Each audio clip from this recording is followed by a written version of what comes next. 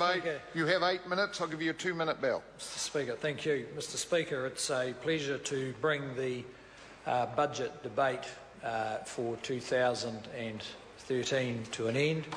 A budget that has been welcomed by the public, but the debate about it in here has been particularly shallow, as I think indicated by the last member, who is reiterating again the best ideas Labor had in 1994 and are still talking about the same stuff.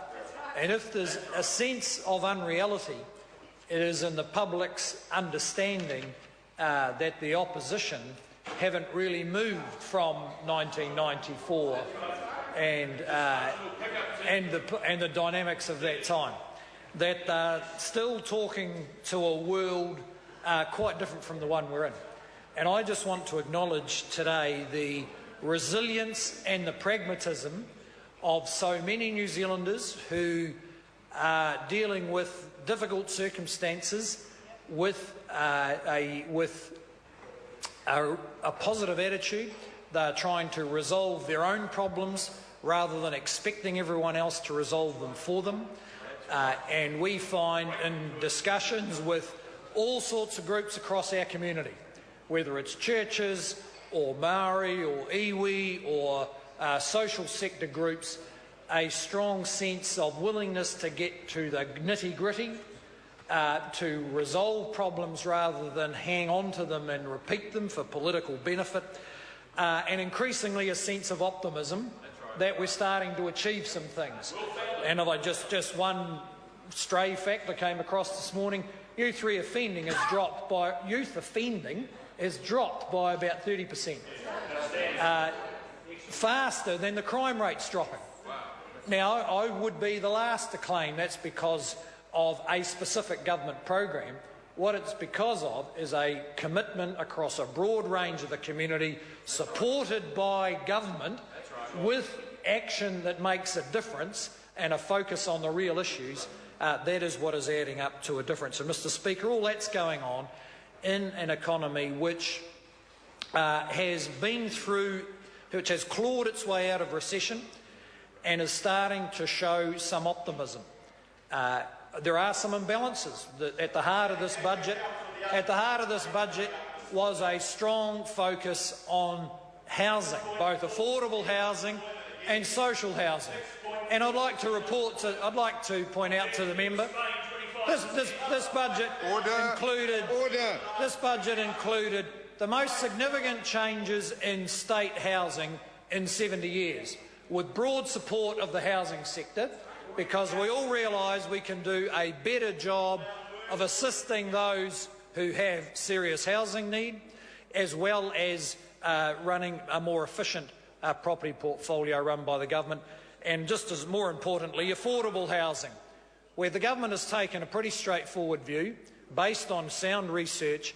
The thing that cuts a lot of Kiwis out of the housing market are restrictive planning laws that stop new supply of new houses.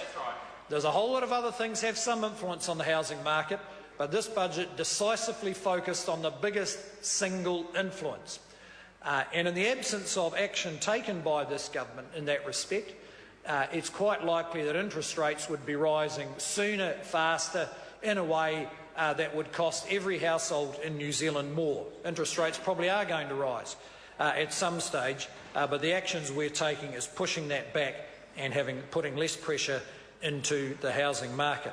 So, Mr Speaker, the debate, I think, was characterised on the opposition side by its shallowness. You know, the problem for the opposition is partly they're still stuck in a period some almost 20 years ago now, but partly they're just not doing the work to refresh the centre-left's intellectual way of looking at the world. The policy work is just not happening. You see, what they have relied on is that the politics will fall in their lap, that the nasty Tories will slash and burn, they'll cut services, the public will hate it and therefore vote Labor. That hasn't happened. In fact, the striking feature of this budget is that of all developed countries, we're one of the quicker to get back to surplus, at the same time as increasing public services and improving the public perception of public services. And that has been an achievement of the national-led government and its support parties. Because what's become clear is that the thing that saves the government money is a better performing public service. What works for the community works for the government's books. So when we educate a child properly in the first 12 years in the system, we don't have to do it again. We save money.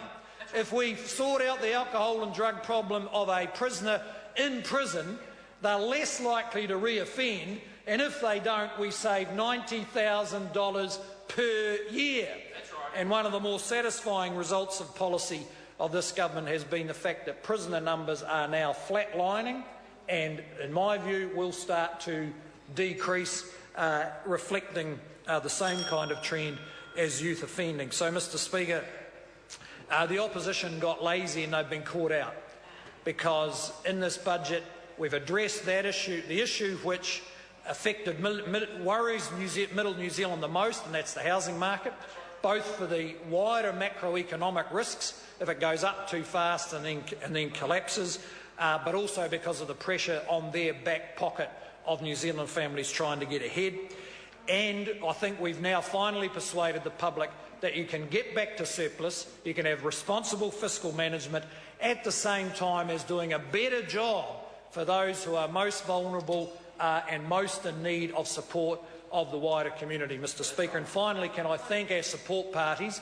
Putting budgets together when you're a small support party is not easy, but we have found strong pressure from our support parties, each of them, the Maori Party, the ACT Party and the United Party, to get what they believe is good for their constituents and New Zealand, but at the same time a willingness to resolve those tensions into a coherent plan. And they deserve a great deal of credit for that, and that is not always noticed. So, Mr Speaker, we're very proud of this budget, but of course we're only as good as the next one. We're only as good as the next one. And the next budget has to be about not just getting to surplus, but delivering real benefits and improved public services, some real ambition there, and also allowing all those New Zealanders and their businesses and organisations to grow this economy. Because we know one thing, the answer to a better growing economy is not the one we're hearing from the other side of the House, more regulations and more tax. Everyone else knows that's not the answer.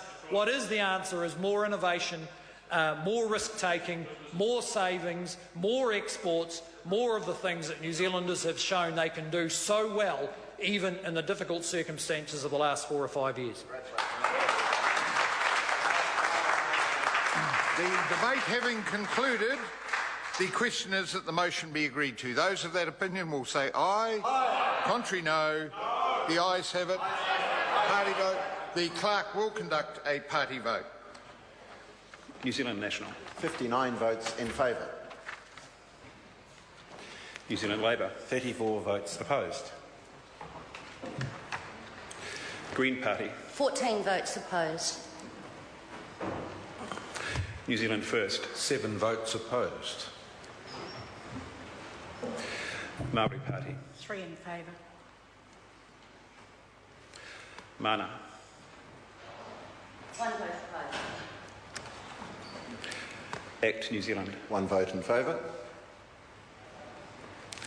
Honourable Peter Dunn. 1 in favour. Brendan Horan. 1 vote opposed.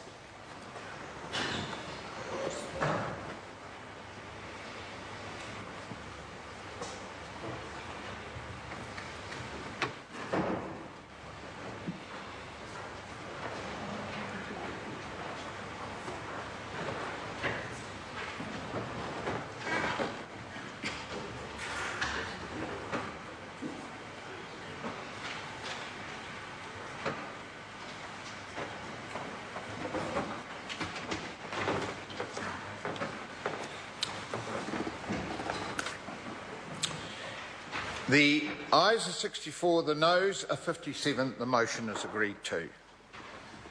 Appropriation 2013-14 Estimates Bill, third reading. Imprest Supply, second for 2013-14 Bill, second reading. The Imprest Supply, second for 2013-14 bill is set down for third reading forthwith. Speaker. Honourable Speaker. Bill English. Speaker, I move that the Imprest Supply second to 2013-14 bill be now read a third time. The question is that the motion be agreed to. Those